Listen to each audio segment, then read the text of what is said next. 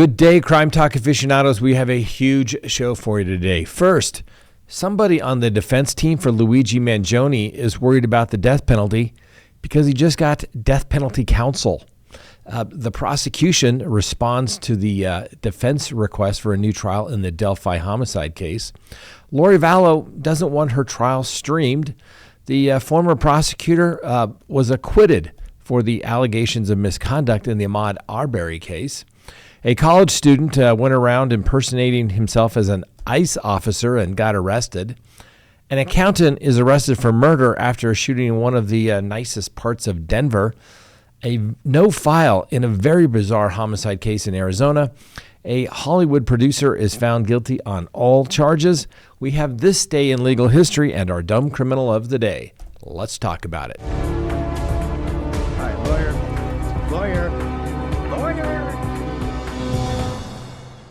Good day, everyone. My name is Scott Reich, and this is Crime Talk. You know the drill. Subscribe if you haven't. Like if you do. Leave me a comment below. Hit that bell for notifications. And yes, you can check us out on any of your favorite podcasting apps. Before we get to today's huge show, let me remind you, go to crimetalksearch.com and sign up for that background subscription service today. When you do, you'll be able to do a background search on anyone here in the United States. The results will literally be emailed to you while you wait, and you're going to get a comprehensive background report on everything you ever wanted to know about the particular person that you are searching. And guess what? You get updates as well. You're going to find out if the person has a criminal history. Are they married? Are they divorced? Do they have to register on one of those public registries? And, you're going to find out a lot more. How about their social media presence? How about you'll find out if they have 20 different emails that they use for all those dating apps that they never told you about. Go to crimetalksearch.com, find out. Sometimes searching somebody and finding nothing is exactly what you want. Sometimes you're going to find out things maybe you don't necessarily want to find out, but the truth is important. crimetalksearch.com. All right, let's go ahead and open the record for February 5th, 2025. And first on the docket, well, we talked about this yesterday, and some people said, oh, no, they'll never go death on Luigi Mangione. And frankly, I was kind of that mindset. But guess what? He just got appointed death penalty counsel on his federal case. That's right. A death penalty expert has been appointed to the defense team of Luigi Mangione, obviously the man accused of killing the United Healthcare CEO, Brian Thompson. Now, during a brief order that was put out, federal judge Catherine Parker decided that Avraham Markowitz, an expert in capital cases, will look into Mangione's federal case, basically member of the defense team. Now, remember, the court appointed him for this, and obviously one of the federal charges, the murder through the use of a firearm, is death penalty eligible. Now, a spokesperson for Luigi Mangione's attorneys stated that she is pleased to have Markowitz join the case, and the defense attorney team is pleased to have A.V. Moskowitz lend his considerable expertise in death penalty cases to Mr. Mangione's federal case as a learned counsel, the spokesperson for his defense team said. So apparently, even if they're privately retained, they're asking for court-appointed counsel on a death penalty case because to explore the possibilities that they're going to go death. Now, the charges could not be more serious, as their client needs every resource at his disposal to fight what the defense team describes as unprecedented charges in 3 jurisdictions. Now, Luigi Mangione is currently locked up in the Brooklyn's Metropolitan Center.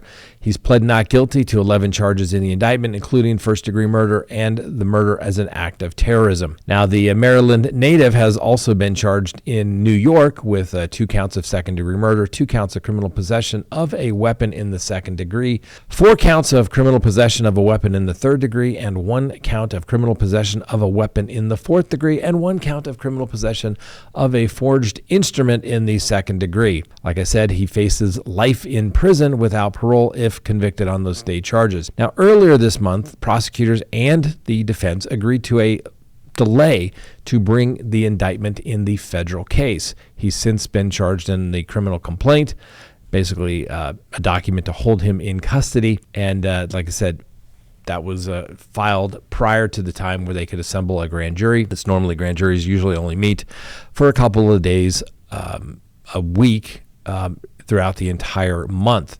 So there may have also been an opportunity for the prosecutor to say, hey, give me some mitigation so we don't go death, because we may have marching orders from higher saying we're going to go death in this particular case.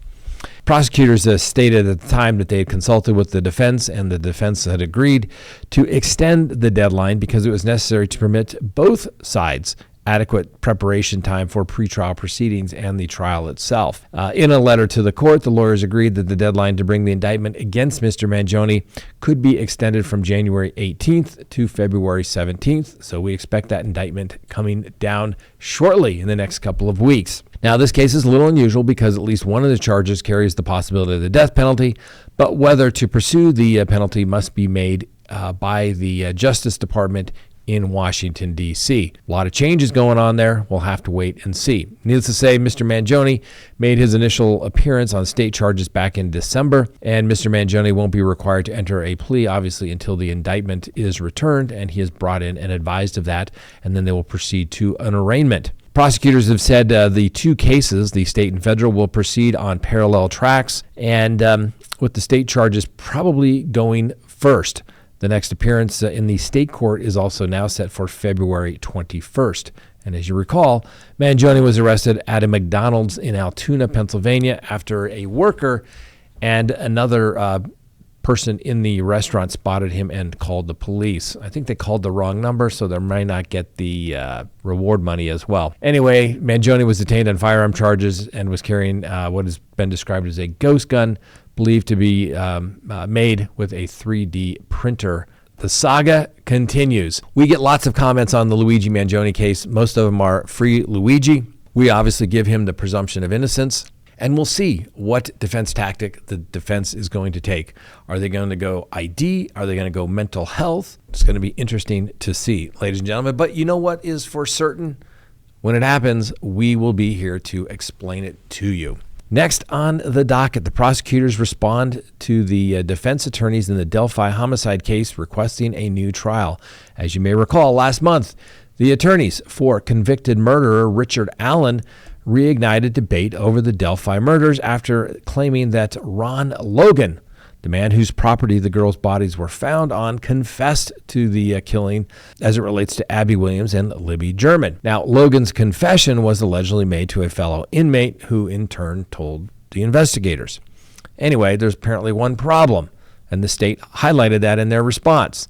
The state says that very inmate miserably failed a polygraph test when investigators pushed further into the alleged confession by Ron Logan. And as you may recall, Ron Logan died in January of 2022, so needless to say, we can't go ask him. Polygraphs, I don't know. I've had people that have explained that they probably did what the questions were, but they were able to pass the polygraph. I have other people that I believe, truly did not commit the crime and can't fail them. It usually depends on how nervous an individual is. It's a tool of interrogation. This information was included in the prosecutor's, Nicholas McClellan's, latest motion filed in response to Allen's attorney's continued request to vacate Richard Allen's guilty verdict. Now, while Mr. Allen's attorneys presented the confession as if it were new evidence that entitled Mr. Allen to a new trial, the prosecutor explained that that was simply not the case. The prosecutor said that this evidence was included in the discovery and had been with the defense team since January of 2024. And since the judge loves the defense team, I'm sure she is going to highlight the fact that this evidence was turned over and you apparently missed it, Mr. Defense Attorneys. Anyway, the prosecutors also argue that Allen's attorneys previously failed to present this evidence during hearings and did not meet the court's burden of proof when presenting their third-party motive into the murders. Remember, they tried to say an alternate suspect did it? Well, they didn't even try to present this. Anyway, the defense team, consisting of 3 experienced defense trial attorneys, made a choice not to fully explore or present the Richie Davis claim the prosecutor cited in his brief. And while Logan's alleged confession contained many specific details, including how he allegedly killed the girls with a box cutter, McClellan further explained by pointing out how the confession contained many details contradicted by the evidence. evidence, such as taking one of the girls' bodies away from the scene temporarily or removing the battery from Libby's phone. Prosecutors noted several of the details in the confession, such as the girl's clothes being burned, also are not backed up by any evidence. The defense team's 24-page motion to correct errors took aim at several other aspects of the case in the attempt to vacate Allen's murder conviction or force a new trial. One included attacking the state's murder timeline. One of the key pieces of evidence used against Richard Allen during the Delphi murder trial was a confession in which he allegedly said a white van spooked him into murdering the girls. The details was pushed as something as only the killer would know. Anyway, that's came down to a guy by the name of Brad Weber. Brad Weber was the driver of the van, with testimony putting the van near the spot where the girls' bodies were found at approximately 2:32 p.m. This aligns with the state's murder timeline. But the defense argued surveillance footage showed a van matching Weber's heading north on the access road around 2:44, which meant Weber wouldn't have passed the murder scene at 2:30. McClellan said this footage is nothing new and was included in the discovery evidence. He stated the defense had this footage but chose not to present it at trial. McClellan also attacked the defense team for their own timeline by claiming they drew the 2:44 conclusion by assumption, as the true time captured on the surveillance footage is unverified by legitimate means as to date and time. He specifically writes in his motion, the defense alleged that the time in the video is off by 12 hours without any proof of said allegations except their apparent ability to tell the time simply looking at the daylight and the moonlight in the video. The prosecutor mocks them in his brief. He also called out the defense team for presenting zero evidence to back up this newly suggested timeline, and the prosecutor urged the court to throw out the attorney's attempt to vacate Mr. Allen's conviction. He notes finally, the simplest answer is that the motion to correct error only applies to newly discovered evidence. From the defense's own admission, this is not newly discovered evidence, but rather evidence that had been provided long before the trial. I think that one is going to be denied because the judge, I don't think, has granted a single motion for the defense in this particular case. And this is the problem when you have big cases like this. There's a lot of information, and yes, you have to go through all of it. But sometimes putting all the pieces together and what do you decide to put in? Can you get it into evidence? It gets very stressful and very tricky. And then basically you have the defense attorneys in this case trying to say, oops, we should have looked at this, but we didn't know about it. Through the back and forth, the truth or a pretty darn close version of it is going to come out. Next, Lori Vallow doesn't want her trial streamed. Can you imagine that? That's right. Lori Vallow filed an objection to the media coverage in her upcoming Arizona trial. And Lori Vallow alleges that the Court TV, the one who wants to stream it, falsely characterized, libeled, and slandered her and her husband, Chad Daybell. And Lori Vallow is obviously charged with the conspiracy to commit murder in the death of her former husband and the attempted murder of her ex-nephew, Brian Boudreaux. Anyway, so let's go exactly to her motion. If you notice up here at the top, she apparently has her legal team, her pro se legal team, paralegal, because they paralegal at the top put that it was for another case. I think that's rather interesting, for another defendant. But they got the caption and everything correct. Anyway, Lori Vallow objects to Court TV's request to show her trial because of the bias they have already created in the community.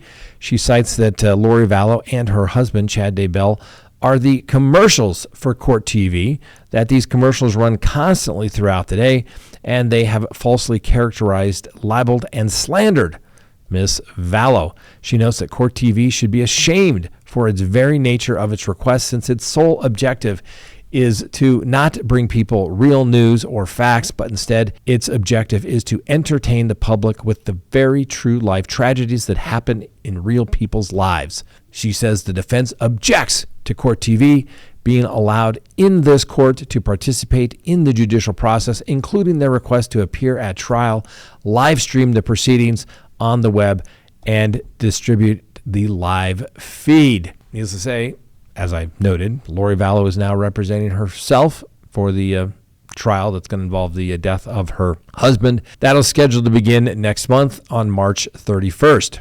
No trial date has been set for Brandon Boudreaux's trial, but it is anticipated that it'll either be dismissed or go immediately after the homicide case, since she is demanding her speedy trial. I am of the belief that this trial should be streamed. It is of great public interest. We need to be able to hear the facts, see what evidence is presented. That is how the truth comes out. So, sorry, Lori, but your motion should be denied. Next, the prosecutor that was charged for alleged misconduct in the Ahmaud Arbery case wins. A judge has thrown out the felony indictment against former Georgia prosecutor, ending her trial on charges that she abused her power to protect the men who chased and killed Ahmaud Arbery back in 2020. Now, the former district attorney, Jackie Johnson, was the Glynn County's top prosecutor when Arbery was fatally shot nearly 5 years ago. Well, this morning, a senior judge by the name of John Turner dismissed the 2021 indictment, charging Johnson with violating her oath of office, citing errors in the wording of the indictment. Johnson took the witness stand Tuesday to deny charges that she abused her power to protect the men who chased and killed Ahmaud Arbery back in 2020, insisting she knew few details until cell phone video leaked online 2 months later that showed Arbery being shot in the street. So Johnson cried as she recalled a brief meeting with Arbery's mother soon after the video became public. Johnson had recused her office from handling the death case because Arbery's shooter was the son of a former employee. She said her initial understanding had been that Arbery was shot while committing a burglary. The video obviously tells a much different story. She felt like he was murdered after she saw the video clip. And when they saw the man running and another man standing in his path holding a shotgun. Now, 2 close-range shots killed Arbery as he grabbed for the weapon. Now, Arbery's parents had previously been told by police that they believed their son's killing had been a justified act of self-defense. But once the video was produced, Johnson said she worried that they thought that she had covered up the murder of their son. Now, the former prosecutor was on trial, charged with violating her oath of office, a felony punishable by up to 5 years in prison. And prosecutors say that she worked behind the scenes to get George Barnhill, a neighbor district attorney assigned to Arbery's case, after he had already advised police during the shooting, saying that it wasn't a crime. Did you ever ask George Barnhill? This is a friend of mine. He's a coworker of mine. This is his child. Be sympathetic, find self-defense, anything like that. Did you ever make any suggestions? Ms. Johnson's defense attorney asked her on the witness stand. No, she replied. Now, Johnson was the top state prosecutor for the Glynn County when Arbery was fatally shot. Now, the father and son, Greg and Travis Michael, armed themselves and set off in a pickup truck after running Ahmaud Arbery down, wrongfully suspecting he was a burglar. A neighbor, William Roddy Bryan, joined the chase and recorded the cell phone video, which is ultimately what got them all convicted. Travis McMichael's shooting, Mr. Arbery, was obviously bound to be a cold-blooded murder. Anyway, Greg McMichaels had retired months earlier from his longtime job as an investigator from Johnson's office, and then about an hour after the shooting, he left a voicemail on Johnson's cell phone asking for some help. Johnson acknowledged talking to Greg McMichael 7 times between the day of the shooting and the day the video leaked, but she denied ever assisting him in discussing the details of the case. I told him I hope he understood our office was not going to be able to be involved in this case. Well, the Georgia Attorney General, Chris Carr's office, was prosecuting Johnson, and on cross-examination, John Fowler, the lead prosecutor, questioned whether Johnson's account of those phone calls could be trusted. Nobody else heard those calls. The prosecutor noted, those phone calls between you and Greg McMichael remain between you and Greg McMichael and nobody else. And Johnson replied, I'm telling you what happened. No one was arrested in Arbery's death for more than 2 months until cell phone video of the shooting leaked online and the Georgia Bureau of Investigation took over the case from the police. But both McMichael and Bryan were later charged and convicted of murder, as well as federal hate crimes. Johnson lost re-election in November of 2020, a few months after Arbery was killed, and she was indicted almost a year later after that. Now, Johnson testified that the way she viewed Arbery's shooting changed completely after she saw the video in May of 2020, and she said she then realized Greg McMichael was likely a murder suspect, and she contacted the Georgia Bureau investigators to provide voice messages he had left her after the shooting. She also came face-to-face with Arbery's mother, Wanda Cooper Jones, for the first time outside the courthouse soon after the video became public. Johnson described how the mother called her name, didn't know who she was, never seen her before. And she said through tears, and I walked over to her and she told me, she said, "I'm Ahmaud's mother." I grabbed her hand and I said, "I am so sorry about your son." The prosecution suffered a huge blow in this case after resting their case Monday when Judge Turner ordered Johnson acquitted of the second charge that she obstructed police investigators in Arbery's death. The judge granted the directed verdict or motion for judgment acquittal after concluding there was not even a mere scintilla of evidence to support that particular charge. Hence, going back to the little phrase that you can indict a ham sandwich because the prosecutor says so. Really, that's what it is. So I know it's not the verdict a lot of people were looking for, but it was kind of a stretch, particularly when there was no evidence that she did anything to hinder the investigation. And remember, it wasn't until Roddy turned over that video to a talk show, radio talk show, and they put it on their website. I don't know why he would have done that. The attorney for him at the time did that. But it was clear evidence that things were not exactly as those three gentlemen said they took place originally. At least that case is now done. Next, a student in Philadelphia is running around as an ICE agent, and it gets him arrested. That's right. It is a crime to impersonate a police officer. It is a crime to impersonate a federal agent as well. Anyway, a student at Temple University was charged in connection with the alleged impersonation of an ICE officer at their North Philadelphia campus. So university police responded to the Temple's housing residence, the Johnson and Hardwick Residence Hall, about 9:30 p.m. on Saturday after a security guard said two male suspects identified themselves as police as well as an ICE agent. According to the university, two people acted as ICE impersonators while a third individual recorded these guys. They denied access to the residence. It's unclear what their plans were had they apparently made their way inside. Police then say that a 22-year-old by the name of Aiden Stiegelman allegedly entered the premises and spoke with two suspects before all three left together. The trio was able to leave the area in a Jaguar SUV before police arrived at the scene. But don't worry. About 15 minutes later, police responded to a store called Insomnia Cookies after another report of three suspicious males claiming to be police and ICE agents. Two of those suspects fled in a light-colored SUV. Stiegelman was later arrested around 10 p.m. in his Jaguar, and that car was towed. Temple University says that Stiegelman is on a suspension as of now, effective immediately. And then on Monday, police released a picture of a male being called a person of interest in the case, and officials later said the individual was identified, though he and a third suspect are still being sought. Police said these men were wearing black shirts, and it said police on the front and ICE on the back. The investigation is ongoing. Next, a very unusual case. An accountant. You usually don't hear about accountants doing crazy stuff like this. And in this particular case, it happened in one of the nicer areas of Denver. So a man was arrested for a shooting at Washington Park. And originally he shot at a person and missed before shooting a second person from behind for no apparent reason, according to some arrest affidavits. So the guy's name is Ryan Eggleston, and obviously he's entitled to the presumption of innocence, but he was arrested following a chase after the shooting about 2 p.m. on Sunday. Take a look at this video.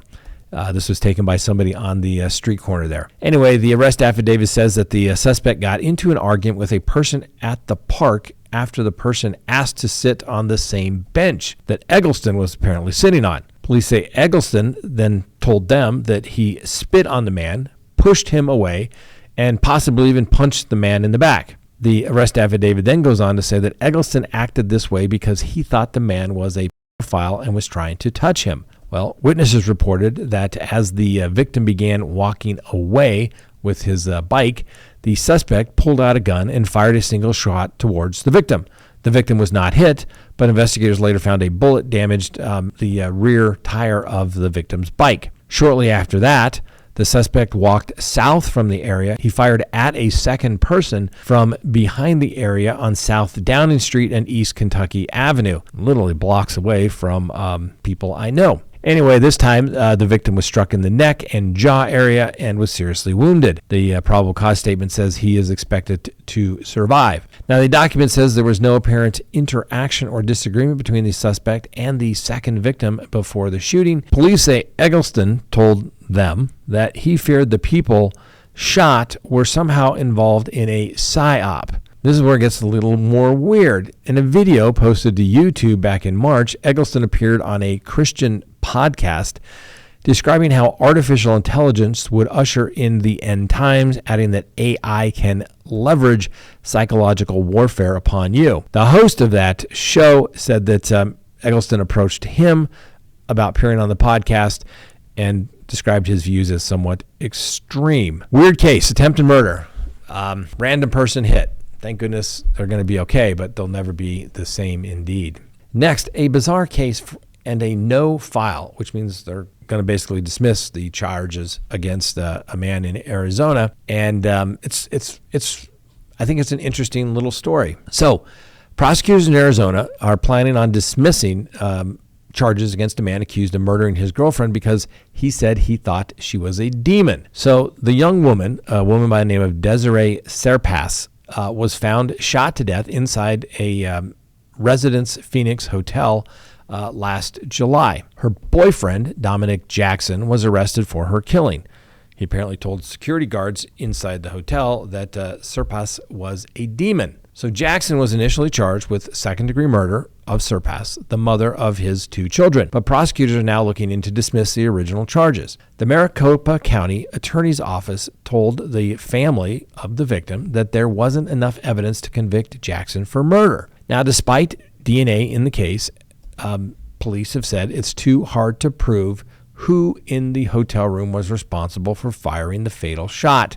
How does it get weird? Well, there was another woman in the room who the couple had met at a bar earlier in the evening, had been present inside the hotel room at the time of the killing. And, well, prosecutors believe there's plenty of reasonable doubt to go around in this particular case. Apparently because they believe there's inconclusive evidence as to who actually pulled the trigger, how it happened, and was it done with some sort of malice or just an accident? Anyway, records showed that Jackson had gone down to the hotel lobby naked and told the officer that there were demons in his hotel room. He said he is said to have said she was a demon before asking security to check his room. There was a gunshot residue particles on his shirt and similar residue on the other woman that was also found in the room. After confirming he was a guest at the hotel, security called the room where the other woman answered and said, "Everything's fine." Security then went to the room where they found Serpas lying naked on the floor and, well, unresponsive. The unidentified woman reportedly told security that the person lying on the floor was actually Jackson and not a woman. When questioned by police, the woman said that she and her friend had been at the hotel for a pool party, but had tickets for the wrong day, so they went to the bar instead. It was apparently at the bar that they met Serpas and Jackson, and then the couple asked the two women to go back to their hotel room. The woman told officers that after her and her friend agreed, her memory was a little patchy, using her words. She then told investigators that she only remembered going into the hotel and later waking up and finding a woman who she thought was Jackson on the floor. Officers then spoke with the woman's friend, who said that the two had separated from her friend before they left the bar. Now, an autopsy found that Serpas had died from a gunshot wound to her back, and that it had also apparently injured her neck. Now, the gun found in the room had significant DNA for both Jackson and Serpas on it, and it was registered in Jackson's name. Now, during his first court appearance last year, the judge in the case gave Jackson a very low bond, one that the judge commented on he had never set so low before, and that was for only $50,000. The attorney at the time representing him said the case was devoid of probable cause, and there was barely any evidence that there was even a homicide. Well, the state has motioned to dismiss the case without prejudice, meaning that if new evidence comes to light, that they can refile the murder charges. Interesting. You would think the prosecution would charge that, maybe at least on a criminally negligent type of charge as well. It would also seem, although not really discussed, that maybe some controlled substances were involved. Although one could possibly read between the lines here, because it's not really mentioned, the possibility that some controlled substances were used where everybody blacked out and thought demons were coming.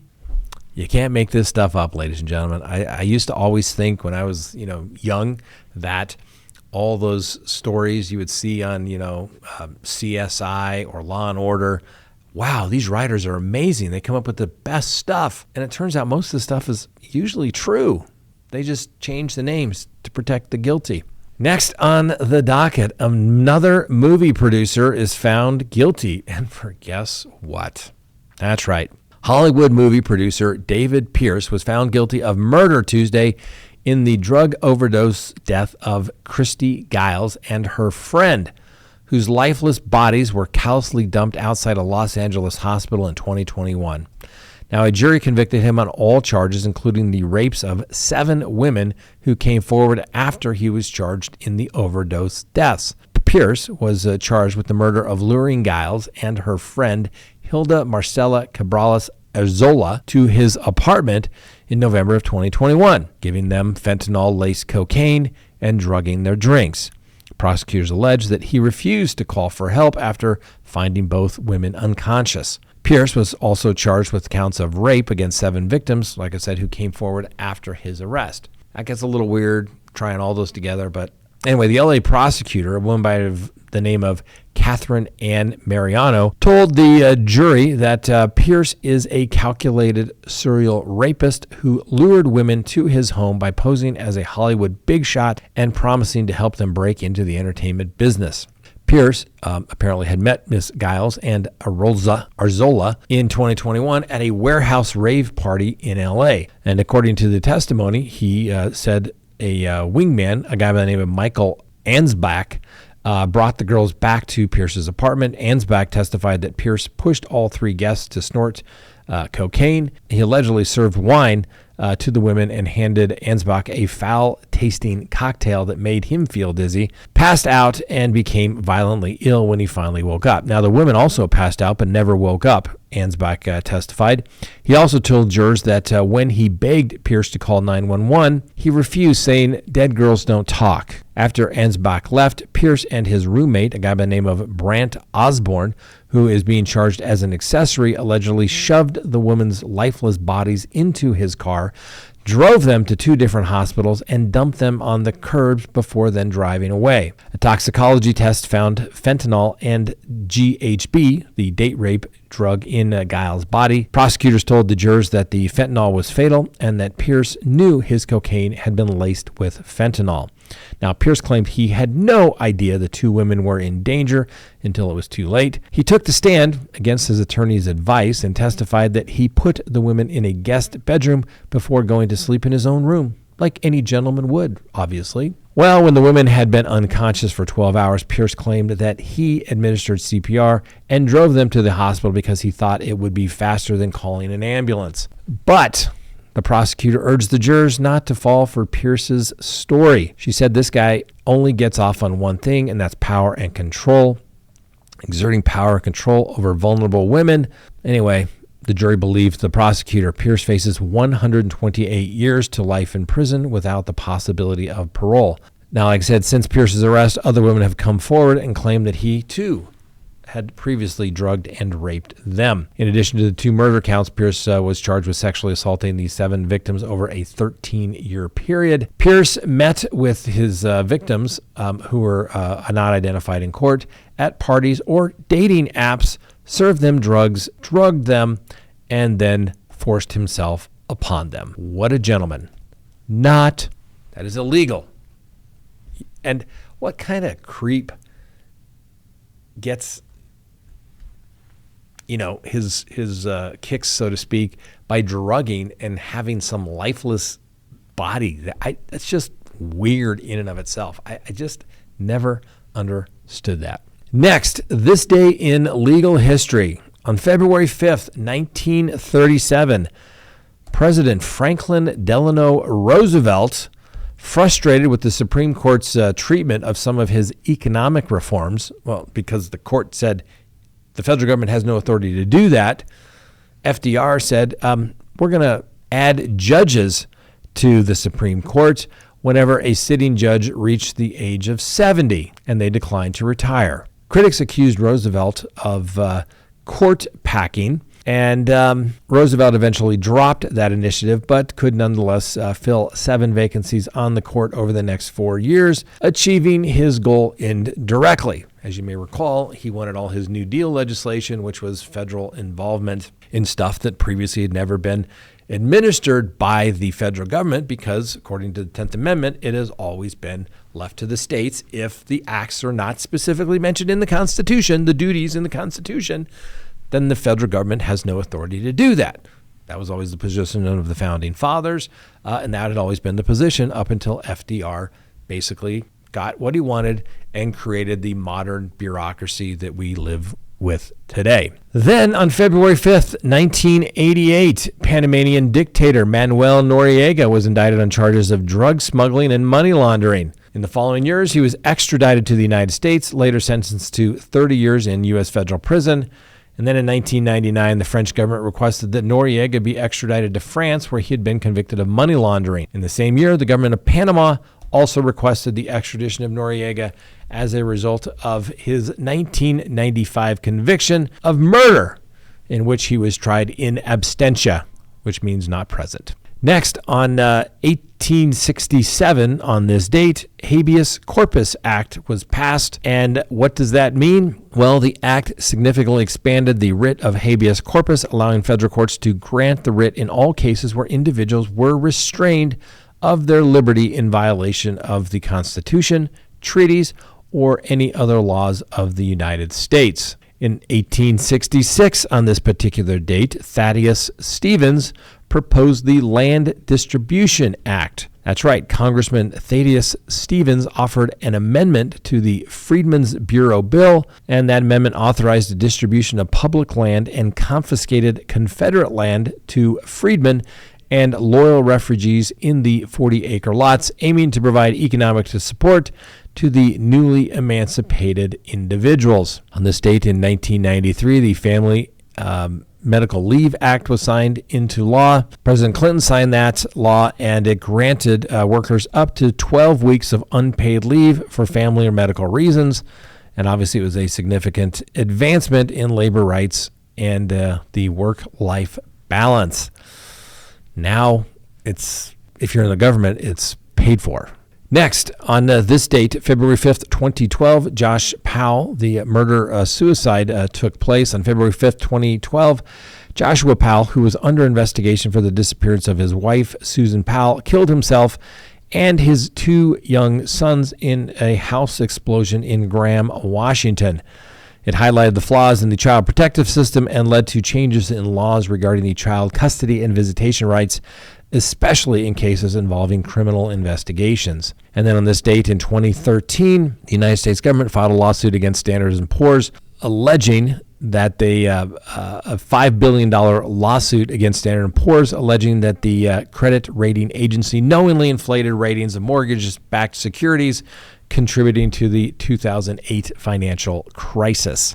I don't think anybody else was ever filed criminally, had charges filed criminally in that particular series of. And then finally, our dumb criminal of the day.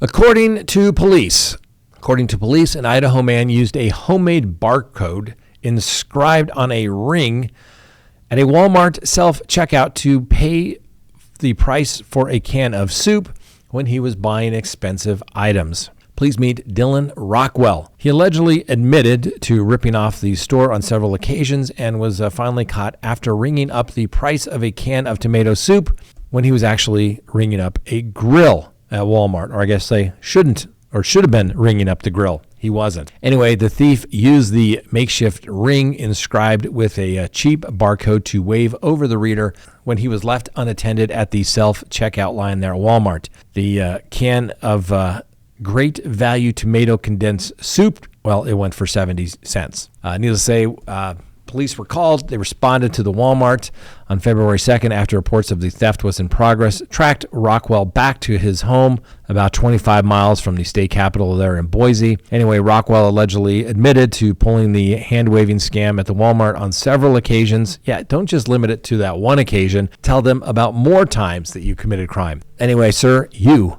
are a dumb criminal of the day, and now you're charged with felony burglary. Congratulations, you made it. Have a wonderful day, ladies and gentlemen. Hope you enjoyed the show. Remember, the Constitution matters.